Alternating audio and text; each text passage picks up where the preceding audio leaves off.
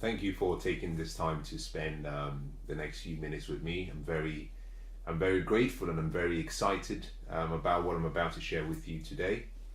I often get questions asked to me, and I try to deal with some of these questions through a video format where I share my thoughts, and I hope my intention and my goal is that it serves as a guide to someone somewhere.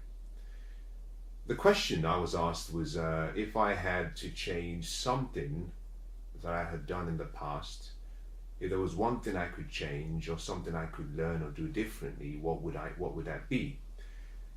In answering that question, I find it quite difficult.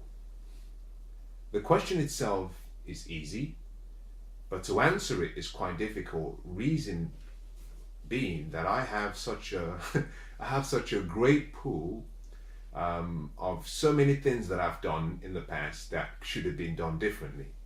I see myself as very, very special and unique, and I say that simply because I'm one of those people who failed more than I believe more than so many other people in the world. That I think I'm one of those. I hold a grand record for trying so many things and perhaps not succeeding under the conventional definition of failure. But I'm proud of who I am, and I'm proud of my past, because in every experience I've had, and I can say that with some confidence, that I have no regrets. And I'll qualify that. I have no regrets based on some of the decisions I made, knowing what I knew at the time. Regret in itself, this is a contradiction to what I just said, but let me say that regret is a proof that you're learning. Anyone in hindsight can say, knowing what I know now, I could have done a few things differently. That is a sign of learning. So anybody who says I have no regrets in life, it's just saying I've never learned anything from life, which is sad. So I have a lot of things I would have done differently. I don't necessarily classify them as regrets. I classify them as learning experiences, because I always tend to ask myself a question. At the time of making the decision, was I making the decision from a point of being ignorant or being stupid? Two separate things. Ignorance is when you don't know something, and we're all ignorant in an area of life. I'm not a neurosurgeon. I don't understand the human body. On the other hand, if you talk about buildings, I can talk to you about buildings because I'm an engineer.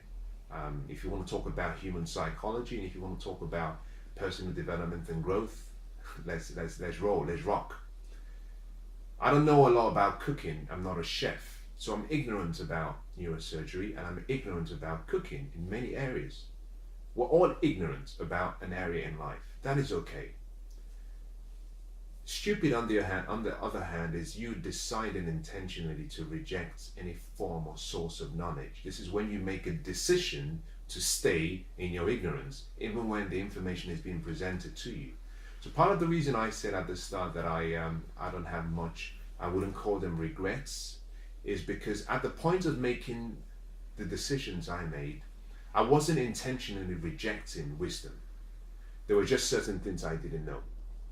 But to answer the question that was asked, I thought, because of the person who asked the question, I thought it would be useful to give them, to address the question in the context that would be useful to them. And therefore, this had to do with within a workplace scenario.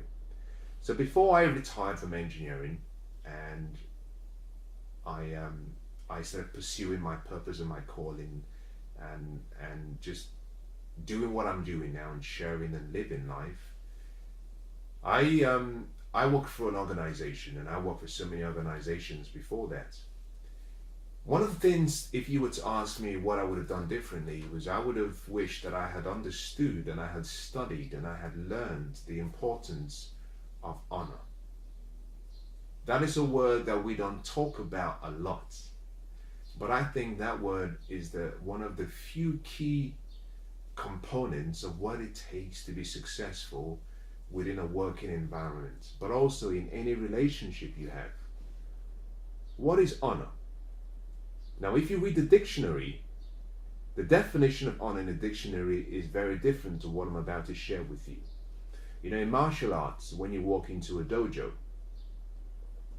we bow. We say us.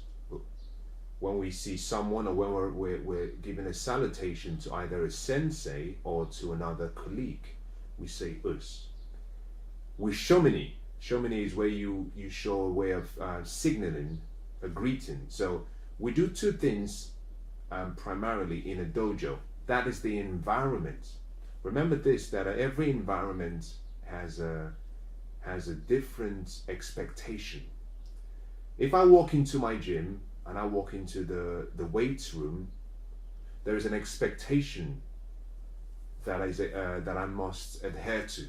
For example, use the weights and place it back in a safe way, wipe the chairs, treat the gym with some care, and do unto others as you would want them to do unto you, which is a general principle of life. If I walked into my dojo to practice karate, I have to act within the expectations of a dojo. So you walk into the room, the first thing you do is you bow, which is you're showing reverence, you're showing honor to the room. You see your sensei, you bow to your sensei. You see your colleagues, you bow to your colleagues. At the end of the class, you do the same thing, you bow. As you leave the class, you must bow again. It's a way of showing honor. Every environment has an expectation. And one of the things I didn't learn at the young age was that a working environment has expectations as well. But there is a level of expectation that just goes beyond the environmental requirements. The honor I'm referring to deals with how you deal and you collaborate and you engage with your colleagues, but more importantly, how you deal with what we call your chain of authority, the people above you. In every cooperation or every business, there is a hierarchy. You need that because in many ways, the levels of responsibilities will vary. I always have been very opinionated. I believe in what I say. And as a result of that, sometimes there were times when you could have an error in judgment, and you could also have an error in your intent. It's important to distinguish both, because intention means that you pre-planned it. Judgment means that you simply were unwise. Intention means actually you were stupid, you rejected wisdom and knowledge. Judgment means that perhaps you were careless and you were reacting emotively. One of the things I wish I learned was honor, and particularly when I talk about honor, I'm referring to honor between myself and the person above me who I was reporting to, whether that be a CEO or whether that be maybe a managing director or director, whatever that might be. I would say this, and this is my response to the question I was asked. You have to learn how to show honor. You want to show honor to the people above you, people who you report to, people who are higher than you, because the level of the honor you show will decide how you're received in that environment. I'll say this again. The level of honor you show will decide whether you're received in that environment. If you're one of those people who has to be very argumentative, who has an opinion, who has a voice, the same qualities that you have could be used against you, whereby you do not show honor. And let me give you 2 or 3 very simple ways how you can apply this. Number 1, never correct upwards. Except it is specifically requested for repeatedly. I'll say that again. Never correct upwards. In buildings, when we design buildings, we used to, as you might know, gravity requires that anything on Earth, within the Earth's gravitational pull, is subject to the force of gravity. And we used to say in buildings that, the shit must always flow downwards. That it's got to start from the top and come down. It doesn't go all the way the other way to actually push things up. If you think about a tall building, to push water up, you need to provide a lot of pressure to have it go against the force of gravity. One of the things I didn't understand was the importance of keeping a tight lip. I say that simply because sometimes you might be passionate about something, sometimes you might be right about what you're saying, but correction is never meant to be exchanged or given in the upward direction. It always has to come downwards. So even if you're in a job where you're working for someone that you do not really respect, you must show honor to the position. I'll make it more practical. In England, we have the royal family. We have the Queen, we have the Duke, we have the Prince Harry, and we have his brother, and we have the wider royal family. Interestingly, although the royal family, or what we call the monarch, exists, we also have what we have a parliamentary system. Prime Minister, and we have MPs who run and who govern the affairs of the Kingdom of Great Britain. I might disagree with the Queen. I might disagree with the royal family and the various positions, and I might disagree with for whatever reason, but I have to show honor to that position. You show honor to the position, you may not necessarily agree with the person. So in some countries you have prime ministers and you have presidents. You can disagree with the president, you can disagree with the prime minister, but you must show honor. And that honor must be evident in how you speak about them, what you say to them and about them, and how you interact with them. And this is the point. Respect is an attitude. It's a feeling. Honor is not the same as respect. Honor is an act. You have to do something. And one of the things I learned very late in my career, before I retired and moved on, was I never really understood the importance of honor.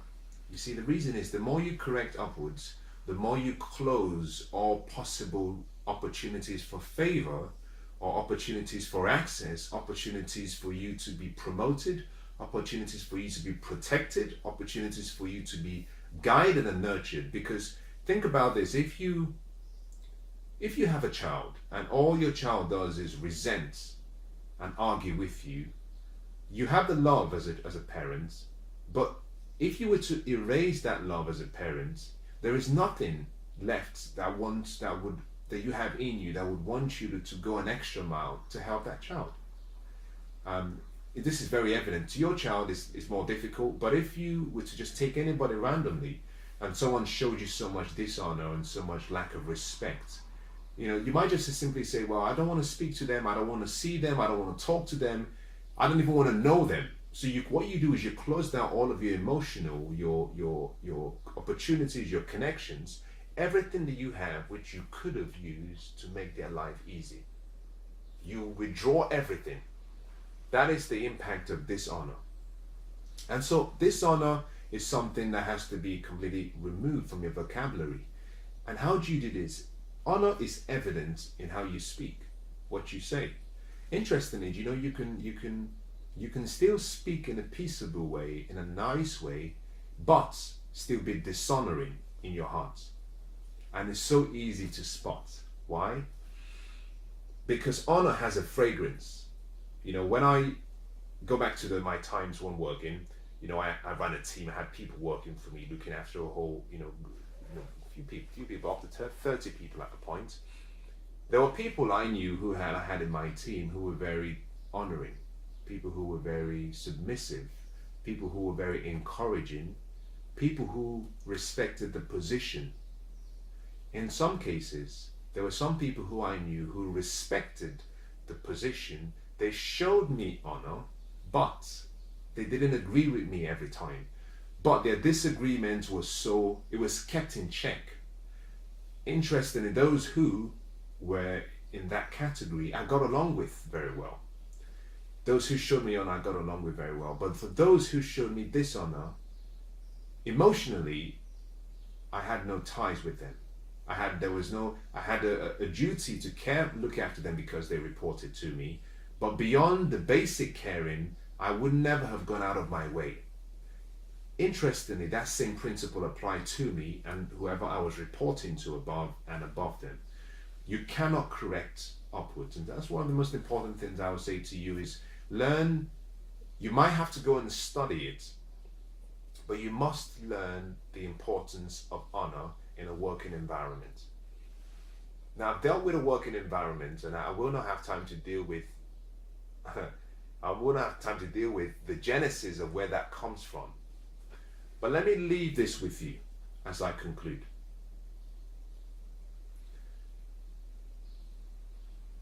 The family is the best place to learn honor because it's a non-judgmental environment, but more importantly, it's the best place for a child to learn honor. And it's a parent's responsibility to teach their children honor and how and who to show honor to. And if you miss that at a young age, you've almost been robbed of one of the most important gifts that you could have received from life. Because if you cannot show honor to your parents, you've almost given yourself, I think, in my opinion, a 75% chance of failure in life. Now that might seem a bit extreme, but that is the truth. If you cannot show honor to your parents and show it well, you can forget it. You know, in the ancient times, we have so much records of people doing things for their parents so that their parents could say, I bless you, you will do well, I give you my love, and I pass on all of, I call in for all of the favors that might possibly be available, and I hope that your life will go well and you have great children and you have a great family. The kids of a father or mother did so much just to be able to have those words spoken to them, because there was a power in the parents' words. You have to learn honor. If you don't have honor at this stage in your life, I want you to go back and start learning it, and it's never too late. You have to show honor, and the best place to start is in the family. If you don't have a good relationship with your mother, you can forget it. If you don't have a good relationship with your father, you can forget it. Because irrespective of what they've done, until you start to show honor to your mother and father, you're guaranteed to fail in life. You're guaranteed. Outside the work, outside the family, the work is the next formal institution where honor is required. The workplace. Family, parents, that's the hierarchy. Next, work, there's a hierarchy. Between spouses, between loved ones, between friends, it's more of a horizontal relationship. Honor is still expected, but the hierarchy in terms of a chain is not as distinct as in both the family and the workplace institutions. So I would say learn honor. It would have been one thing I would have wished I had learned, because I think in so many cases my experiences both with the people under me and the people above me would have been much easier and much better. It was something I learned at a very late stage in my life, and it's something I'm still practicing now and learning now, because I like what my favorite book says. It says, teach a child in the path that they should grow or go, so that when they grow, they never depart from it. So honor is something that I think would do a lot of good if people went back into maybe the secondary schools and colleges and start teaching children at a very young age what it means to show honor, how to talk to each other, how to show, not respect, with too much emphasis has been placed on respect. Respect is a feeling. You can have a respect in your heart but not express it. Honor is an act. That means what you do, what you say, how you react has to be documented in a way that you say, I can notice what makes you unique and different from me, and therefore I respect that position. In many cases,